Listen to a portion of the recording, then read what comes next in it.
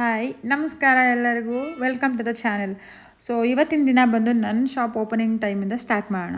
So ನಾನು ಮನೆಯಿಂದ ಹೊರಟು ನನ್ನ ಶಾಪ್ ಹತ್ರ ಬರೋದಕ್ಕೆ ಮಿನಿಮಮ್ ಅಂದರೂ 40 ಮಿನಿಟ್ಸಿಂದ 45 ಮಿನಿಟ್ಸ್ ಬೇಕು. ಸೊ ಅಲ್ಲಿಂದ ಇಲ್ಲಿವರೆಗೂ ಬಂದು ಶಾಪ್ನ ಓಪನ್ ಮಾಡಬೇಕು. ನೋಡಿ, ನಮ್ಮ ಶಾಪ್ ಇದ್ದೇನೆ. ಸೊ ನಮ್ಮ ಶಾಪ್ ಇರೋದು ಹಿರಿಯೂರಲ್ಲಿ ಶ್ರೀಶೈಲ ಟಾಕೀಸ್ ರೋಡಲ್ಲಿ ಇರೋದು. ಸೊ ಯಾರಿಗಾದರೂ ನೀಡಿದ್ದರೆ ಕಾಂಟ್ಯಾಕ್ಟ್ ಮಾಡಿ, ಆಯಿತಾ? ಕಾಂಟ್ಯಾಕ್ಟ್ ನಂಬರ್ ಕೂಡ ಹಾಕಿರ್ತೀನಿ ಇಲ್ಲಿ. ಸೊ ಶಾಪಿಗೆ ಬಂದಿದ್ದಾಯಿತು. ನೋಡಬೇಕು ಶಾಪಲ್ಲಿ ಏನೇನು ಆಗಿದೆ, ಏನೇನಿಲ್ಲ. ನೆನ್ನೆದೆಲ್ಲ ಸ್ವಲ್ಪ ಡಸ್ಟ್ ಔಟ್ ಮಾಡೋದಿದ್ದೇ ಇರುತ್ತೆ ಶಾಪಲ್ಲಿ.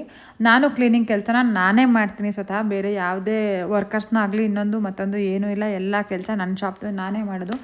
ಸೊ ಕ್ಲೀನಿಂಗ್ ಮಾಡ್ತಾ ಮಾಡ್ತಾ ಒಂದು ಸ್ಕಿನ್ ಕೇರ್ ಬಗ್ಗೆ ಮಾತಾಡ್ತಾ ಹೋಗೋಣ. ಸೊ ಏನಪ್ಪ ಅದು ಸ್ಕಿನ್ ಕೇರು ಅಂದರೆ, ತುಂಬ ಜನ ವರ್ಕಿಂಗ್ ವುಮೆನ್ಸ್ ಇರ್ತೀರ, ಅವ್ರಿಗೆ ಜಾಸ್ತಿ ಇವಾಗ ಪ್ರಾಬ್ಲಮ್ಸ್ ಆಗ್ತಿರೋದು ಅಂದರೆ ಪಿಂಪಲ್ಸ್ ಆಗ್ತಿರೋದು, ಆ್ಯಕ್ಟಿವ್ ಆ್ಯಕ್ನೆ ಇರೋದು.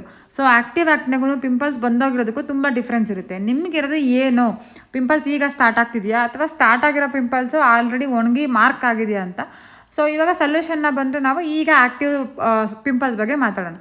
ಸೊ ಪಿಂಪಲ್ಸ್ ಬಂದು ನಮಗೆ ಏನಕ್ಕೆ ಬರುತ್ತೆ ಅಂದರೆ, ನಮ್ಮ ಓವರ್ ಸ್ಟ್ರೆಸ್ಸಿಂದ ಬರೋದಕ್ಕೆ ಸ್ಟಾರ್ಟ್ ಆಗಿರುತ್ತೆ. ಸೊ ಆಮೇಲೆ ಡಸ್ಟಿಂದ ಬರೋದಕ್ಕೆ, ಆಯಿತಾ? ಪ್ರತಿ ಸಲ ನಾವು ಆಚೆ ಹೋಗಿ ಮನೆಗೆ ಬಂದಾಗ ಫಸ್ಟ್ ನೀವು ಕಂಪಲ್ಸರಿ ಹ್ಯಾಂಡ್ ವಾಶ್ನ ಮಾಡಿ ಆಮೇಲೆ ನೀವು ಫೇಸ್ ವಾಶ್ನ ಮಾಡಬೇಕು. ಯಾಕೆ ಅಂದರೆ ನಾವು ಅಲ್ಲಿ ಇಲ್ಲಿ ಎಲ್ಲ ಕಡೆ ಮುಟ್ಟಿರ್ತೀವಿ. ನಮ್ಮ ಕೈಯಲ್ಲಿರೋ ಧೂಳು ಮತ್ತು ನಮ್ಮ ಡೈರೆಕ್ಟಾಗಿ ಸ್ಕಿನ್ ಟಚ್ ಆದಾಗ ಸ್ಕಿನ್ ಬೇಗ ಅಬ್ಸರ್ವ್ ಮಾಡುತ್ತೆ. ಸೆನ್ಸಿಟಿವ್ ಪಾರ್ಟ್ ಬಂದು ನಮ್ಮ ಸ್ಕಿನ್. ನಾವು ಏನೇ ತಗೊಂಡ್ರೂ ಫಸ್ಟ್ ನಮಗೆ ಟಚ್ ಆಗೋದು, ನಾವು ಫೀಲ್ ಮಾಡೋದು ಸ್ಕಿನ್ ಇದ್ದಾನೆ ಅಲ್ವಾ? ಸೊ ನಮ್ಮ ಹ್ಯಾಂಡ್ಸ್ನ ನೀಟಾಗಿ ವಾಶ್ ಮಾಡಿ ಅದಾದಮೇಲೆ ನಾವು ಸ್ಕಿನ್ ಕೇರ್ನ ಮಾಡಬೇಕು. ಫೇಸ್ ವಾಶ್ ಕಂಪಲ್ಸರಿ ಯೂಸ್ ಮಾಡಿ. ಅದಕ್ಕೆ ಅದರದ್ದೇ ಆದ ಕಾಟನ್ ಬಟ್ಟೆನ ಇಟ್ಕೊಂಡೇ ಯೂಸ್ ಮಾಡಿ ಆದಷ್ಟು ಫೇಸಿಗೆ. ಸೆನ್ಸಿಟಿವ್ ಆಗಿರಬೇಕು ಸ್ಕಿನ್, ತುಂಬ ಸೆನ್ಸಿಟಿವ್ ಆಗಿರೋದ್ರಿಂದ. ಸೊ ನಾವು ಅಷ್ಟೇ ಕೇರ್ ಮಾಡಬೇಕಾಗುತ್ತೆ. ಸೊ ಅದಾದಮೇಲೆ ಒಂದು ಒಳ್ಳೆ ಮಾಯ್ಶ್ಚರೈಸರ್ನ ಅಪ್ಲೈ ಮಾಡಿ, ಲಿಪ್ ಗ್ಲಾಸ್ನ ಯೂಸ್ ಮಾಡಿ ಅಥವಾ ಲಿಪ್ ಮಾಯ್ಶ್ಚರೈಸರ್ನ ಯೂಸ್ ಮಾಡಿ, ಆಯಿತಾ? ಅದಾದಮೇಲೆ ನೆಕ್ಸ್ಟ್ ಏನು ಮಾಡಬೇಕು ಅಂದರೆ, ಪ್ರತಿದಿನ ನೀವು ತುಂಬ ಸ್ಟ್ರೆಸ್ ಆಗ್ತಾನೇ ಇದ್ರಿ, ಯಾವಾಗಲೂ ನಮ್ಮ ಪಿಂಪಲ್ಸ್ ಕಡಿಮೆನೇ ಆಗ್ತಿಲ್ಲ ಅಂದರೆ, ನೀವು ಐಸ್ ಕ್ಯೂಬ್ನ ನೀರಲ್ಲಿ ಹಾಕ್ಬಿಟ್ಟು ಅದನ್ನು ಸ್ಟೀಮ್ ಥರ ಅಥವಾ ನೀವು ಡಿಪ್ ಮಾಡೋ ಥರ, ಹಂಗೂ ಆಗಿಲ್ಲ ಅಂದರೆ 1 ರಿಂದ 2 ಐಸ್ ಕ್ಯೂಬ್ನ ತಗೊಂಡು ನಿಧಾನಕ್ಕೆ ನಿಮ್ಮ ಫೇಸ್ಗೆ ಮಲಗೋಕ್ಕಿಂತ ಮುಂಚೆ 1-2-3 ಸಲ ನೀವು ನಿಧಾನಕ್ಕೆ ಮಸಾಜ್ ಮಾಡೋದ್ರಿಂದ ಬ್ಲಡ್ ಸರ್ಕ್ಯುಲೇಷನ್ ತುಂಬ ಚೆನ್ನಾಗಾಗುತ್ತೆ. ಬ್ಲಡ್ ಸರ್ಕ್ಯುಲೇಷನ್ ಯಾವಾಗ ಚೆನ್ನಾಗಾಗುತ್ತೆ, ಸ್ಕಿನ್ನು ಆಟೋಮೆಟಿಕ್ಕಾಗಿ ಗ್ಲೋ ಆಗೋಕ್ಕೆ ಸ್ಟಾರ್ಟ್ ಆಗುತ್ತೆ. ಸೊ ಇದೊಂದು ಟಿಪ್ನ ಫಾಲೋ ಮಾಡಿ, ಆಯಿತಾ? ತುಂಬ ಚೆನ್ನಾಗಿರುತ್ತೆ ಸ್ಕಿನ್ನು. ಸೊ ನೆಕ್ಸ್ಟ್ ಏನಪ್ಪ ಅಂದರೆ, ನನ್ನ ಕೆಲಸ ಎಲ್ಲನೂ ಮುಗೀತು. ಅದಾದಮೇಲೆ ಕೆಲಸ ಸ್ಟಾರ್ಟ್ ಆಯಿತು ನನ್ನ ಸಲೂನಲ್ಲಿ. ನನಗೆ ನಾಳೆ ಒಂದು ಈವೆಂಟ್, ಮದುವೆ ಅಟೆಂಡ್ ಮಾಡಬೇಕು ನಾನು. ಸೊ ಅದಕ್ಕೆ ಹೋಗೋಕ್ಕಿಂತ ಮುಂಚೆ ನಾನು ಕಂಪಲ್ಸರಿ ವೀಕ್ಲಿ ಒಂದ್ಸತಿ ಡಿಟ್ಯಾನ್ ಅಂತ ಸರ್ವಿಸ್ ತಗೋತೀನಿ.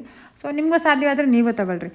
ಇಲ್ಲಿ ನನ್ನ ಸ್ಟೂಡೆಂಟೇ ಬಂದು ನನಗೆ ಡಿಟ್ಯಾನ್ನ ಮಾಡಿಕೊಡ್ತಿರೋದು. ಸೊ ನೋಡಿ, ನನ್ನ ಅವತಾರ ಏನೇನೆಲ್ಲ ಆಗ್ಬಿಟ್ಟಿತ್ತು ಒಂದು ವಾರದಿಂದ.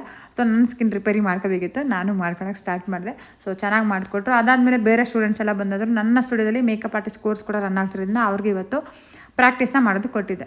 ಸೊ ಪ್ರಾಕ್ಟೀಸ್ ಎಲ್ಲ ಕಂಪ್ಲೀಟ್ ಆಯಿತು. ನಾನು ನಾಳೆ ಈವೆಂಟ್ಗೆ ಹೋಗಬೇಕಾಗಿರೋ ಜ್ಯುವೆಲ್ರಿ ಸೆಟ್ಟು, ಮೇಕಪ್ ಸೆಟ್ ಎಲ್ಲ ಜೋಡಿಸ್ಕೋಬೇಕಿತ್ತು. ಎಲ್ಲ ಜೋಡಿಸ್ಕೊಂಡಿದ್ದಾಯಿತು. ಜೋಡಿಸ್ಕೊಂಡು ನಾನು ಪ್ಯಾಕಪ್ನ ಮಾಡ್ಕೊಂಡಿದ್ದಾಯಿತು. ನಾಳೆ ಸಿಗೋಣ ಮತ್ತೆ ಇನ್ನೊಂದು ಹೊಸ ವೀಡಿಯೋ ಜೊತೆಗೆ.